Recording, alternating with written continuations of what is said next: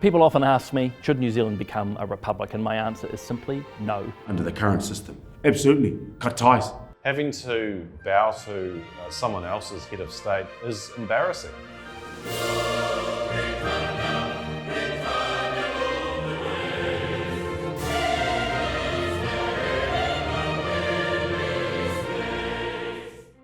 As part of King Charles' coronation, subjects of the king were invited to swear an oath of allegiance at home.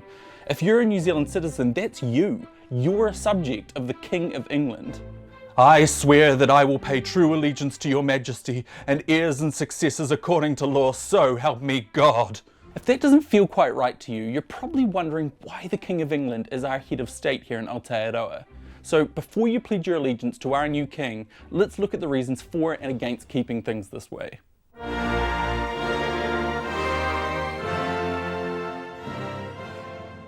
New Zealand is currently a constitutional monarchy, which means the British monarchy is technically the head of our country. This once meant that the king or queen was our leader, but for over a century they've had almost no power, and their leadership has been only symbolic. National MP Simon O'Connor was previously the head of Monarchy New Zealand, a group who believe this is the best system for our country. You don't even have to worry about the personalities of the royal family. It's about a constitutional system which underpins the democracy that we've had, and we'd be fools to get rid of that. Fundamentally, you have a non-political person as head of state, and he or she, now the king, they have one amazing power which is so fundamentally important in a democracy, and that's to call elections. And the moment we get rid of that, the moment we go to republic, have some form of a president, they are going to be tied to either the left or the right of politics, and it's going to colour their judgments. If we were to leave the Commonwealth, I don't think there's going to be any repercussions around trade, defence or anything like that, but we will lose a connection to what are the biggest and greatest celebrities in the world, which is the royal family. And personally, I think we need to use them more.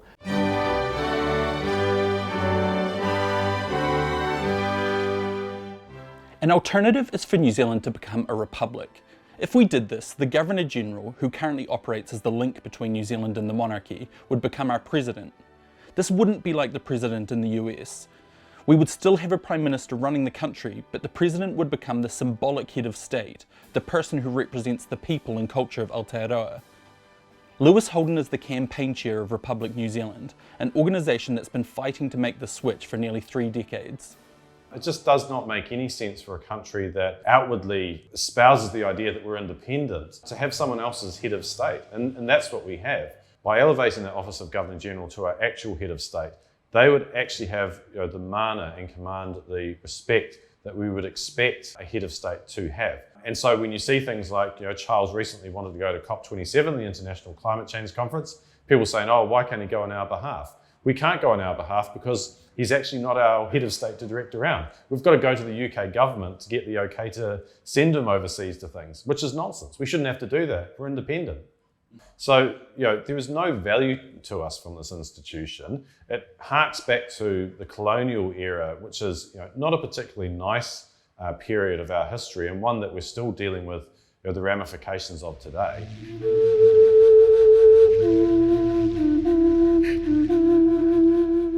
Te Tiriti o Waitangi is a unique challenge to New Zealand changing its head of state arrangement, as the treaty was an agreement between Māori and the Crown.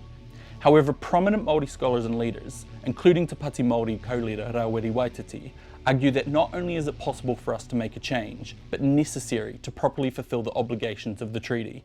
Well, what we want is not a republic. What we want is a Tiriti-centric Aotearoa. And a Tiriti-centric Aotearoa that represents the Rangatiratanga sphere, which is Tangata Whenua, the Kāwanatanga sphere, which is Tangata Tiriti, and also a sphere where we come together to talk about some of those issues.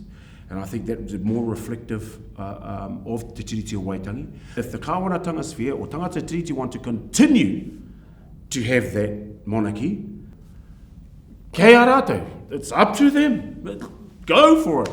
But the Rangatiratanga sphere will allow us to have the leadership sit in the communities where the leadership is born.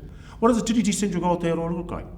Well, it looks like how we will treat you on the marae. You will be welcome, you will be fed, nobody should be starving here. You will be housed, nobody should be homeless here. You will be cared for, you will have employment, you'll have education. you will be connected, you will be safe, you will be loved. And those are the things that are missing in the current Western democratic system we're running in at the moment. And I see republics all over the world, they're missing it too. So we have something really special to create here, and I think the answers lie. It's Tiriti o Waitangi.